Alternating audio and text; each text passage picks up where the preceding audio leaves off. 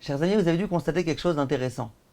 Lorsque l'homme a mal quelque part, quel que soit l'endroit auquel il a mal, d'un coup immédiatement, comme par réflexe, il se met à pleurer. Et lorsqu'il pleure, que se passe-t-il? Eh bien, il y a des larmes qui coulent de ses yeux. A priori, il y a une question qui se pose. Ça paraît être une question un petit peu gamine, mais Chachamim la pose. Pourquoi lorsque l'homme a mal au pied, c'est pas le pied qui pleure? Pourquoi c'est l'œil qui pleure? Quel rapport entre le pied et l'œil? Lorsque j'ai un petit bobo quelque part ailleurs, c'est l'œil qui pleure. Vous allez me dire parce que là-bas il y a du liquide et compagnie. Quand tu as mal à la bouche, tu pourrais envisager peut-être que tu as de la salive qui coule de la bouche. Non, les yeux. Pourquoi sans arrêt c'est les yeux qui pleurent? Vient le Rav Levitan avec une leçon extrêmement intéressante. Écoutez ce cours du début jusqu'à la fin, vous allez voir combien il est important. Dit le Rav Levitan, vous savez pourquoi? Il y a écrit dans Chachamim, dans Chazal, dans tous les enseignements de nos maîtres, que la raison pour laquelle l'homme en vient à fauter, c'est à cause de ses yeux. Tout commence des yeux. L'homme voit, et donc il a envie, et donc finalement il fait le mal. Évidemment, même quelqu'un d'aveugle, il peut quelquefois commettre des avérotes. Mais disons que, généralement, le moteur premier des avérotes, des envies négatives, c'est les yeux. Or, lorsqu'un homme a mal quelque part, c'est souvent et généralement une punition qu'Akadosh Baruch Hu lui donne, lui envoie. Pourquoi Hachem envoie une punition? Eh bien, pour expier les fautes qui ont été commises. Mais pourquoi les fautes ont été commises? À cause de l'œil. Donc, qui est le premier et l'entier responsable? C'est l'œil. C'est la raison pour laquelle, quel que soit l'endroit auquel tu as mal, quel que soit le souci qui t'arrive, même si tu as mal à aucun membre, que simplement tu as des soucis, qui est-ce qui pleure? Les yeux. Pour te rappeler que tout provient des yeux. Et il y a un pasouk de Tehilim fabuleux, qui dit comme ça, Tehilim Kuf Yutet, pasouk Kuf Lamed Vav. Palge Maim Yardu Enai.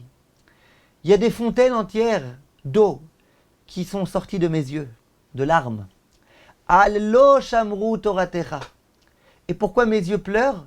Parce que littéralement, ils n'ont pas observé ta Torah. Je ne comprends pas.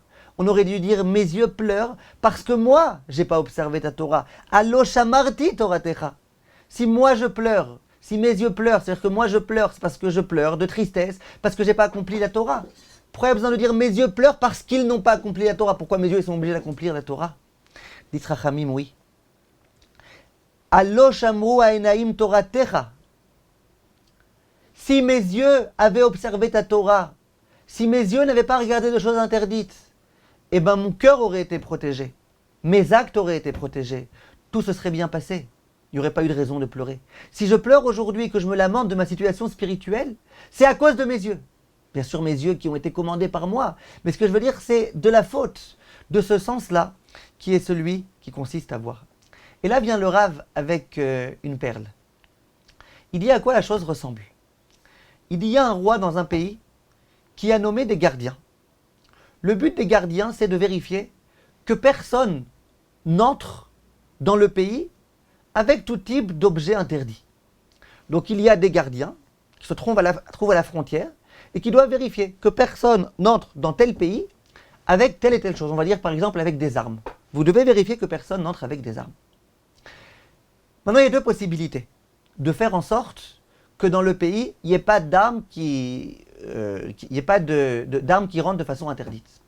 Première façon, que les gardiens restent là où ils doivent être, à la frontière, et qui vérifient chaque personne qui entre. Chaque personne qui entre, on ouvre les bagages, on ouvre les valises et on vérifie.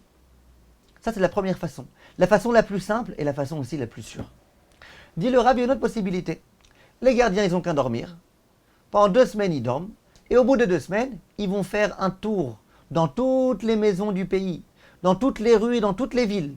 Et ils vont vérifier, maison par maison, cache par cache, est-ce qu'il n'y a pas par hasard des armes qui ont été cachées? Dit le Rav, vous imaginez bien que ce sera beaucoup moins efficace. D'abord, ce sera beaucoup plus difficile, parce que va entrer dans toutes les maisons de la ville, dans tous les kajibis, dans toutes les caches, dans tous les champs, dans tous les endroits. Extrêmement difficile. Mais en dehors de ça, il y a tellement de caches qui sont tellement bonnes et auxquelles tu n'accéderas pas. Donc c'est clair que la façon la meilleure pour pouvoir protéger le pays, pour pouvoir faire en sorte qu'il n'y ait pas d'armes qui entrent de façon malhonnête, Et bien qu'est-ce qu'il faut faire? Il faut être là à l'entrée du pays. Personne par personne, tu vérifies qu'elle n'entre pas avec des armes. Dit le Rav, c'est exactement la même chose à propos des yeux. Je vous lis dans les mots parce que c'est magnifique. Ima adam otsem enav mereot ra.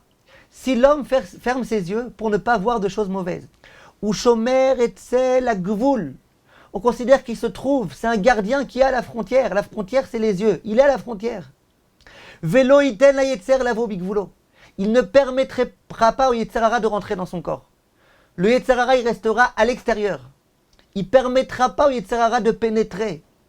Aval imra bena vechamad belibo. Si par contre il a regardé avec ses yeux, et donc que son cœur a déjà été l'objet de cette convoitise, kvara yetzer avar et agvul. Le yetzer hara, ça y est, est déjà rentré. Ve'evir derech agvul et tzrorotav.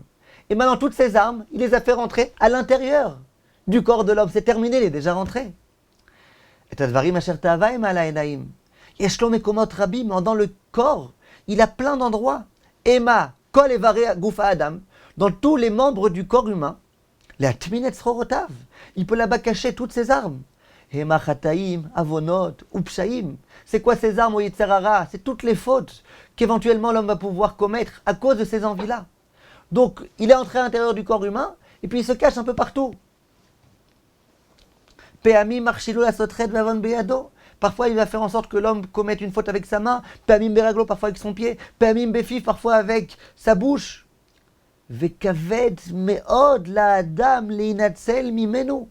Et une fois que le yetzer hara est déjà entré, c'est extrêmement difficile de pouvoir faire face. Ulfashfesh, ulmashmesh bemaasav. Velimtso schorot hayetzer. C'est très difficile maintenant de venir vérifier exactement où le yetzer hara se cache. Vous voyez tellement de personnes qui commettent des avérotes, ils pensent qu'ils font des mitzvot. Ils n'ont pas un peu de lucidité? Mais non.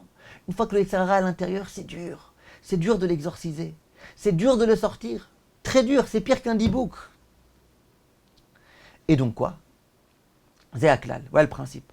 Kol ish aroe ou mabit al kol davar ta'ava vechemda benav. Toute personne qui regarde des choses qui donnent envie, des choses mauvaises.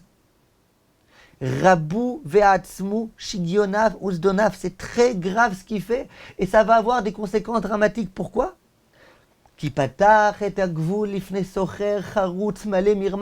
Parce que ce faisant, il a ouvert la frontière à cet homme-là, terroriste, qui a plein d'armes et qui sait très bien les cacher. Toi, tu dormais. Tu l'as laissé entrer.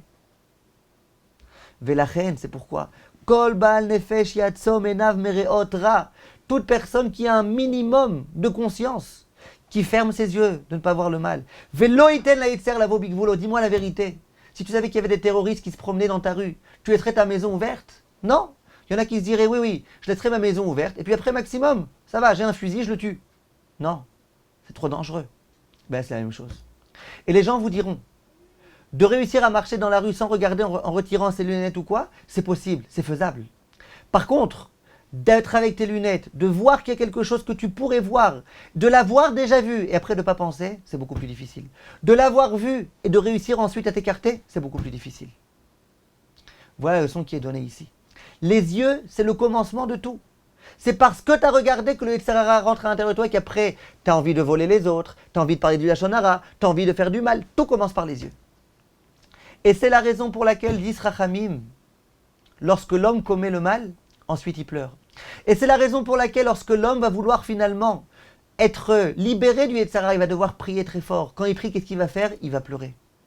Et disent Rachamim, le pleur qui vient après la faute, c'est d'une certaine façon une réparation de la faute que tu as déjà commise. Bien évidemment, la prochaine fois, tu fermeras tes yeux. Mais dans le passé, comment tu peux nettoyer tout ce passé? Toute cette boue-là, tellement insupportable. Eh bien, en pleurant. Et c'est la raison pour laquelle il est écrit dans le passouk dans Echa, Aeni, Aeni, Yorda Maïm. Mon œil, il fera couler des larmes. Dit le Midrash, Eni tivke al Eni. Pourquoi écrit deux fois mon œil? Mon œil pleurera sur mon œil. C'est-à-dire que la raison pour laquelle mon œil pleure, c'est à cause des fautes de mon œil. À nous, mes chers amis, de faire attention. Restons dans la position la plus simple, la plupart du temps, les yeux fermés. Et quand il y a besoin, bien évidemment, pour voir des Talmidei Chachamim, pour voir des daf de Gemara, pour voir les tzitziot, pour voir les gens qui ont besoin qu'on les aide, c'est là et uniquement là qu'on doit changer de la position habituelle qui est d'avoir les yeux fermés, de la situation reposante qui est d'avoir les yeux fermés, et d'ouvrir nos yeux. Kol tov, mes chers amis, et à très bientôt. Merci de votre attention.